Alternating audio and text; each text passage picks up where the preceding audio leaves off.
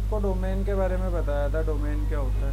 ठीक है, डोमेन एक वेबसाइट का एड्रेस होता है जिसकी हेल्प से आप अपनी वेबसाइट को एक्सेस कर सकते हो इंटरनेट के ऊपर। अब हमें होस्टिंग के बारे में जानना है कि होस्टिंग क्या होती है। होस्टिंग भी मैंने आपको बताया था लास्ट क्लास में। होस्टिंग एक ऐसा सर्वर होता है जो आपकी वेबसाइट को 24/7 24 घंटे अवेलेबल कराता है। कोई भी व्यक्ति उसको किसी भी प्लेस पे ओपन करना चाहता है, तो जब तक आपकी वेबसाइट किसी सर्वर पे होस्ट नहीं होती है, वेब होस्टिंग पे होस्ट नहीं होती है, वो यूज़र उस वेबसाइट को ओपन नहीं कर सकता। तो होस्टिंग के लिए क्या है कि मैं आपको एक बार ये पैनल दिखाता हूँ। ये हमारा होस्टिंगर का लॉगिन पैनल है। लॉगिन होने के बाद इस तरीके से होस्टिंगर वेबसाइट हमें शो करती है। अब हमें यहाँ पर वेबसाइट्स के ऊपर जाना है। वेबसाइट्स पे क्लिक करा आपने, तो जितनी भी वेबसाइट्स हमारे इस पे होस्टिंग पे होस्ट है वो सभी वेबसाइट्स आपको यहाँ पे शो करती है। ठीक है, अब हमें यहाँ पर नई वेबसाइट होस्ट करनी है। नई वेबसाइट जैसे कि मान लो मुझे जो मैंने डोमेन बुक करा था लास्ट क्लास में, उस डोमेन का नाम था agnipatjisukdam.com। इस डोमेन के लिए मुझे वेबसाइट जो है वो बनानी है। तो हम क्या करेंगे, वेबसाइट्स पे जाएंगे।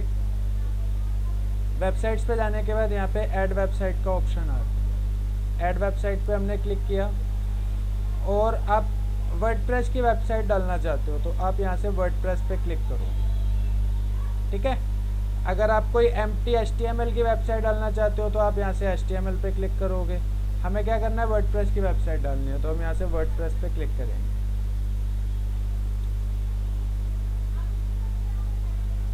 अब वो वेबसाइट किसके लिए बना रहे हो आप, किसी और के लिए बना रहे हो, तो समवन एल्स पे आपने क्लिक करना है, या फिर इस पर्टिकुलर चीज़ को आप स्किप कर सकते हो। आपने यहाँ से इसको स्किप करा।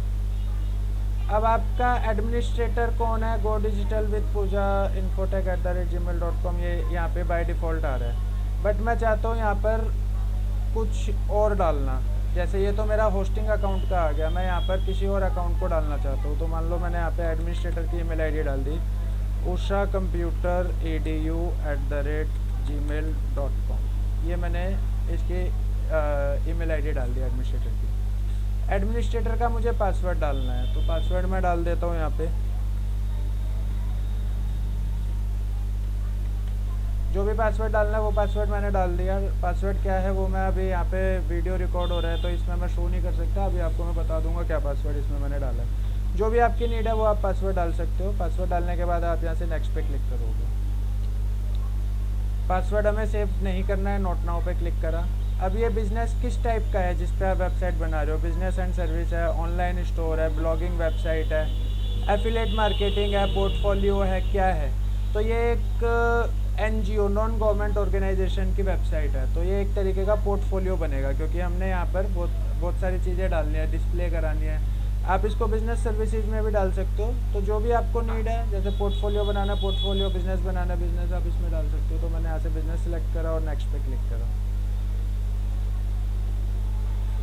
अब बिजनेस एंड सर्विस में यहाँ पर आपकी प्री बिल्ट वेबसाइट आ रही है कि आप इसमें से कौन सी वेबसाइट लेना चाहते हो। तो वो वेबसाइट आपको बनी बनाई उस पर दिख जाएगी। अगर आप बनी बनाई वेबसाइट यहाँ से लेना चाहते हो तो आप ले सकते हो यहाँ से। अगर आप यहाँ से वेबसाइट नहीं लेना चाहते बनी बनाई, आप कोई थीम इंस्टॉल करना चाहते हो तो आप यहाँ से थीम्स पे क्लिक कर दोगे। ये थीम्स आपकी आ जाएंगी, जो भी थीम आप डालना चाहते हो वो थीम आप डाल दोगे। ठीक है, तो मान लो मैंने थीम डालनी है, इसमें से मैं कोई सी भी थीम सिलेक्ट कर सकता हूँ मेरी ज़रूरत के हिसाब से। अगर मैं अभी थीम सिलेक्ट नहीं करना चाहता तो मैं यहाँ से क्रिएट ब्लैंक साइट पे क्लिक कर दूँगा। अगर मैंने थीम सिलेक्ट करी, थीम पे क्लिक करके नेक्स्ट करना होगा। प्री बिल्ट वेबसाइट पे क्लिक करोगे, यहाँ से आप ये वेबसाइट सेलेक्ट करके नेक्स्ट करोगे। बट मुझे क्या करना है, ब्लैंक वेबसाइट क्रिएट करनी है, तो मैं यहाँ से क्रिएट ब्लैंक साइट पे क्लिक कर दूँगा। अब वर्डप्रेस के अंदर ना प्लगइन्स होते हैं, तो आप कौन सा प्लगइन डालना चाहते हो। अभी क्या है कि मैं कोई सा भी प्लगइन यहाँ से नहीं डालूंगा, मैं जब वर्डप्रेस लॉगिन करूँगा वहाँ से डाल दूँगा। तो मैं यहाँ से डीसिलेक्ट ऑल कर सकता हूँ या फिर स्किप कर सकता हूँ इसको मैं। तो मैंने डीसिलेक्ट करने के बाद नेक्स्ट करा। अब आप कुछ कंटेंट अगर AI की मदद से जनरेट करना चाहते हो तो आप जनरेट कर सकते हो। अगर आप सब कुछ बाद में करोगे, अभी क्या हम सिर्फ इसमें वर्डप्रेस इंस्टॉल कर रहे हैं, तो हमने यहाँ से स्किप कर देना है इसको। डोमेन कौन सा है, agnipatjisukdam.com। इस डोमेन के लिए मुझे वेबसाइट बनानी है, तो मैं ये डोमेन यहाँ से सिलेक्ट कर दूंगा और यहाँ से नेक्स्ट करा। अब बिजनेस एंड सर्विस में यहाँ पर आपकी प्री बिल्ट वेबसाइट आ रही है कि आप इसमें से कौन सी वेबसाइट लेना चाहते हो। तो वो वेबसाइट आपको बनी बनाई उस पर दिख जाएगी। अगर मैं अभी थीम सिलेक्ट नहीं करना चाहता तो मैं यहाँ से क्रिएट ब्लैंक साइट पे क्लिक कर दूंगा। अब हमारी वेबसाइट के ऊपर वर्डप्रेस जो है वो इंस्टॉल हो रहा है। ठीक है, जब ये 100% प्रोसेस कंप्लीट हो जाएगा इसके बाद फिर हम आगे बढ़ेंगे कि किस तरीके से हमें करना है। जब आपकी वेबसाइट पे वर्डप्रेस इंस्टॉल हो जाएगा तो इंस्टॉल होने के बाद जो आपका कंट्रोल पैनल है या फिर एच पैनल है वो इस तरीके का शो करेगा। वेबसाइट का नाम आपको यहाँ पे शो कर रहा है और ये जो W का साइन इसके आगे आ रहा है इसका मतलब है कि हमने ये वेबसाइट जो है वर्डप्रेस पे बनाई है, हमने अपनी वेबसाइट पे वर्डप्रेस जो है वो इंस्टॉल कर दिया। अब वर्डप्रेस पे काम करने के लिए आपको क्या करना होता है, वर्डप्रेस के एडमिन पैनल पे जाके लॉगिन करना होता है। ठीक है, तो एडमिन पैनल पे लॉगिन करने के लिए हम क्या करेंगे, मैं एक ये न्यू वेब ब्राउज़र ओपन कर लेता हूँ, गूगल क्रोम वाला। हमारा जो डोमेन है वो है agnipatjisukhadham.com। अभी ये फर्स्ट पेज हमारा कुछ इस तरीके का आ रहा है। अभी वेबसाइट हमने बनाई नहीं है, हमने सिर्फ वर्डप्रेस उस पर इंस्टॉल करा है, तो ये वर्डप्रेस के एक मतलब डिफ़ॉल्ट पेज है, ये यहाँ पर हमें शो कर रहा है। ठीक है, डिज़ाइन विद वर्डप्रेस आ रहा है, इसका मतलब ये जो वेब पेज है वर्डप्रेस का बना हुआ है। अब हमें इस पर काम करना है, तो काम करने के लिए हम क्या करेंगे, जो भी हमारा डोमेन है agnipatjisukhadham.com, इसके आगे हम स्लैश लगाएंगे। स्लैश लगाने के बाद WP एडमिन यहाँ पे टाइप करेंगे। WP एडमिन टाइप करके एंटर करा तो अब ये यूज़र नेम और पासवर्ड मांग रहा है। वर्डप्रेस इंस्टॉल करते टाइम हमने एक यूज़र नेम और पासवर्ड डाला था, तो वो वाला यूज़र नेम और पासवर्ड हम यहाँ पे डालेंगे।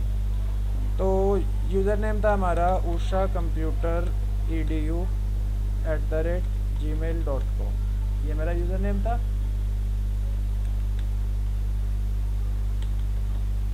ये मैंने पासवर्ड जो डाला था वो डाल दिया। डालने के बाद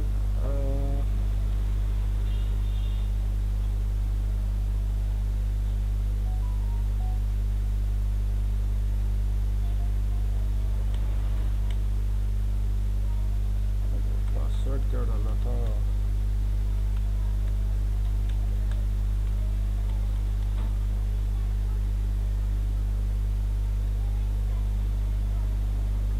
हम डायरेक्टली एक बार जाते हैं यहाँ से एडमिन पैनल पे। यहाँ से भी आप जा सकते हो एडमिन पैनल पे, तो यहाँ से आपको लॉगिन नहीं करना पड़ेगा। शायद मैं पासवर्ड भूल रहा हूँ, मैंने क्या पासवर्ड डाला था।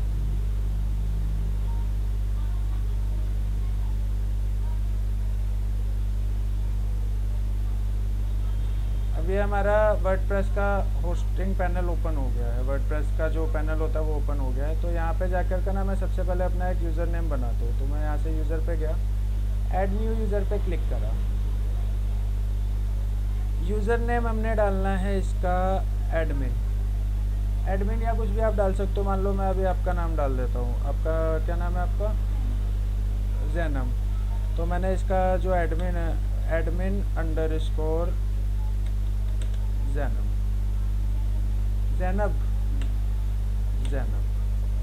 ठीक है, ये मैंने यूज़र नेम डाल दिया। अब ईमेल आईडी आपको डालनी है। ईमेल आईडी मैं डाल देता हूँ यहाँ पर। ये मैंने ईमेल आईडी डाल दी। फर्स्ट नेम में डाला जैनब, लास्ट नेम है कोई आपका? वेबसाइट। अभी यहाँ पे ना ये पासवर्ड जो जनरेट पासवर्ड का ऑप्शन आ रहा है, यानी कि पासवर्ड आप यहाँ से जनरेट कर सकते हो, बट हमें जनरेट नहीं करना, खुद से टाइप करना है। तो मैं यहाँ से खुद से पासवर्ड टाइप कर देता हूँ।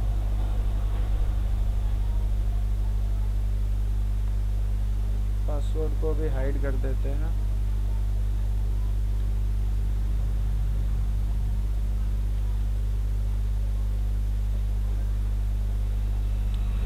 और इसका यूज़र का जो रोल रहेगा ये एडमिनिस्ट्रेटर रहेगा। ये मैंने यहाँ से एडमिनिस्ट्रेटर करा और ऐड न्यू यूज़र पे क्लिक कर दिया।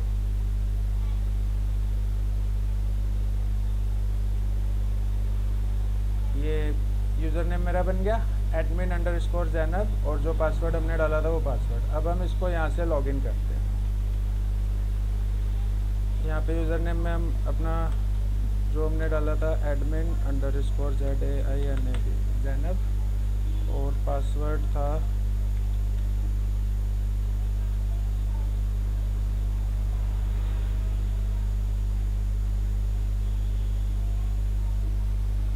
और मैंने लॉगिन करा तो सेम वही चीज़ ओपन होकर के आ गई जो पहले आई थी।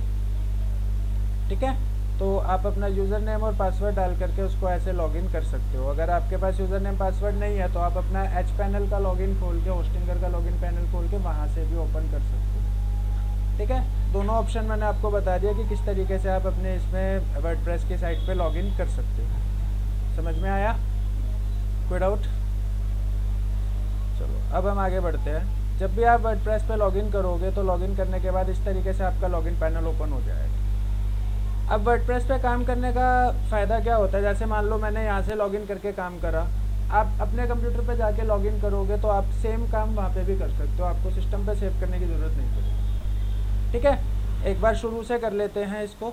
अभी मैंने ये लॉग आउट करा,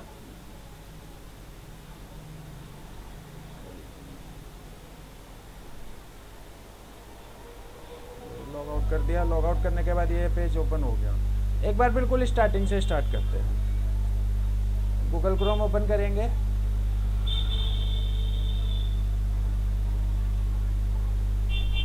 यहाँ पे आप अपना जो भी डोमेन है उस डोमेन को टाइप करेंगे agnipatjisukdam.com / लगा के WP एडमिन। WP एडमिन का मतलब, WP का मतलब वर्डप्रेस और एडमिन का मतलब एडमिन, / लगा करके ये ज़रूर करना है। एंटर करा तो हमारे सामने लॉगिन फॉर्म खुलेगा। इस लॉगिन फॉर्म में आपको अपना यूज़र नेम और पासवर्ड डालना है। तो मैंने यहाँ पे admin_, जो मैंने यूज़र नेम बनाया था वो डाल दिया, पासवर्ड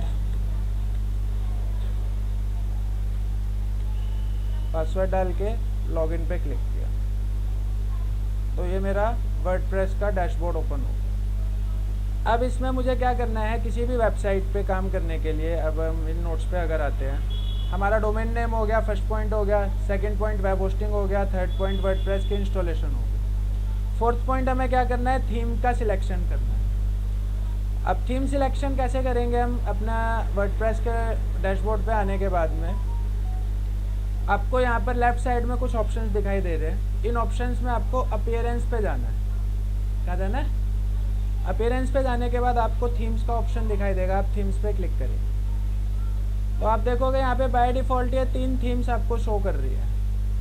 ठीक है, आपने जो वेबसाइट बनानी है, अभी जो हम ये वेबसाइट बनाएंगे, एक NGO की वेबसाइट बना रहे हैं, नॉन गवर्नमेंट ऑर्गेनाइजेशन की वेबसाइट बना रहे हैं, तो आप यहाँ पर एक नई थीम ऐड करोगे। अभी क्या ये 3 ही थीम ऐड है, हमें NGO की थीम ऐड करनी है तो ऐड न्यू थीम का ऑप्शन यहाँ पे आ रहा है।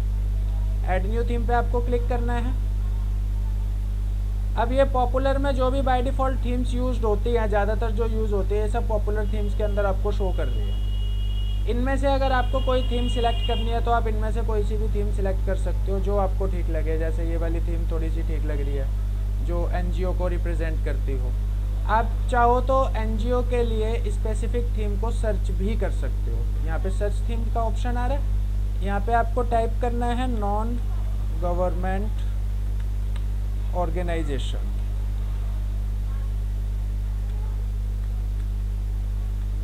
इस पे ये टाइप करके आप सर्च करोगे तो उससे रिलेटेड अभी इसको कोई थीम नहीं मिला।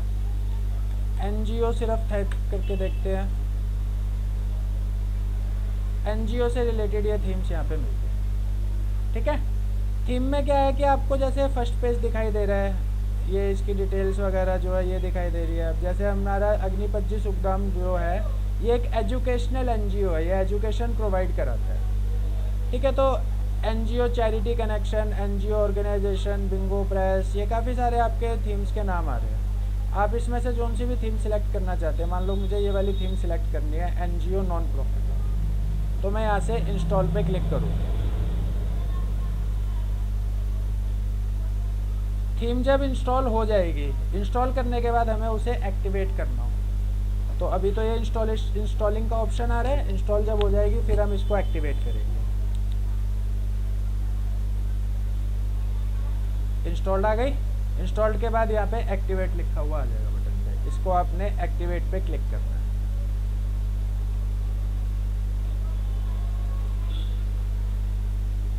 ये थीम हमारी अब एक्टिवेट हो गई है NGO वाली।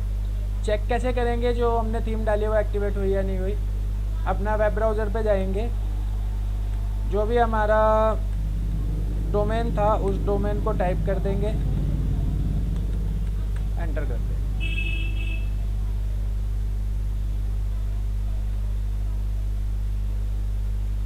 देखो उससे पहले किसी और तरीके से आ रहा था, अब ये इस तरीके से आ रहा है। मतलब कि अब जो हमने थीम डाली है उस थीम के बारे में यहाँ पे डिटेल्स लिखी हुई आ गई। दैट मीन्स कि हमारी थीम जो है वो इंस्टॉल हो चुकी है। क्लियर हुआ?